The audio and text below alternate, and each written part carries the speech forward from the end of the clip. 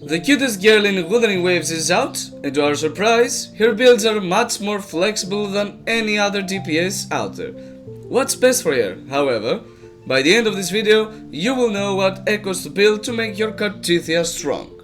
First off, Cartethyia needs aero erosion in various parts of your kit to work optimally, so the best set regardless of the other characters you pair her with is going to be Windward Pilgrimage. Cartethyia is also the first DPS that scales off of HP, so the tankier she becomes, the greater her overall damage. Attack means nothing to her, so your weapon options for optimal gameplay are kinda limited, given that almost none of the swords provide HP as a main stat or substat, giving her signature the edge with a large difference between that and other swords. When equipping anything other than her signature, for instance Red Spring, your best bet is going with the classic 4-3-3-1-1 echoes with Fleur d'Elis as the 4 cost, as it provides 20% aero damage to Cartethyia, and the rest of the echoes with HP percentage as the main stat. This will bring her to around 35,000 HP, depending on other rolls, which is decent, but not the best. If you have her signature, however, her HP will be much more inflated and so will be her damage, but the building options to consider here vary a lot more than before. Surprisingly, 4-4-1-1-1 becomes a very good option for her as it balances her crit stats more easily without sacrificing a lot of HP, whilst, on the other hand, with 4-3-3-1-1 her HP will be inevitably more, but it will be very difficult to hit the right crit stats without double crits in all of your echoes, and this will still not reach the balance of the 4-4-1-1-1 option.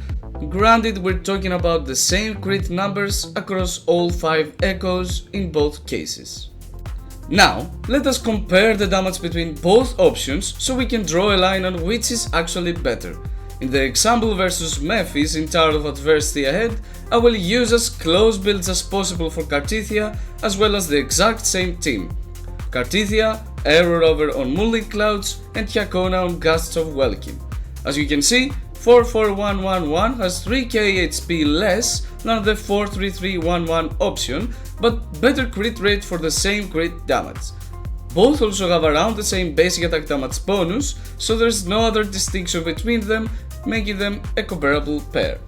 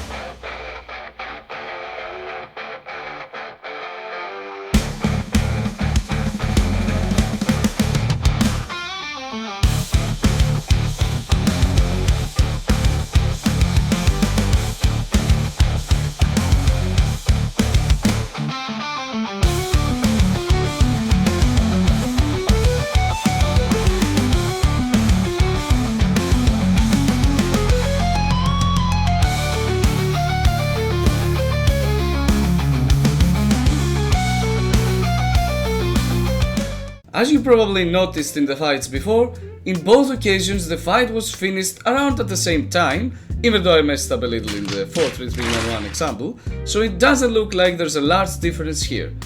However, the clear difference between the two example builds is that Cartethyia with 4-4-1-1-1 has a larger chance to hit crits, even though it has slightly less damage than the 4-3-3-1-1 option.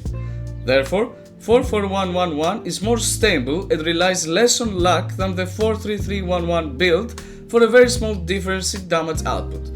That's especially important given the fact that Cartethia's best team doesn't rely on any support at this moment, like Shorekeeper, so her crit rate can't be buffed by any other means other than the Tower of Adversity buffs, if any.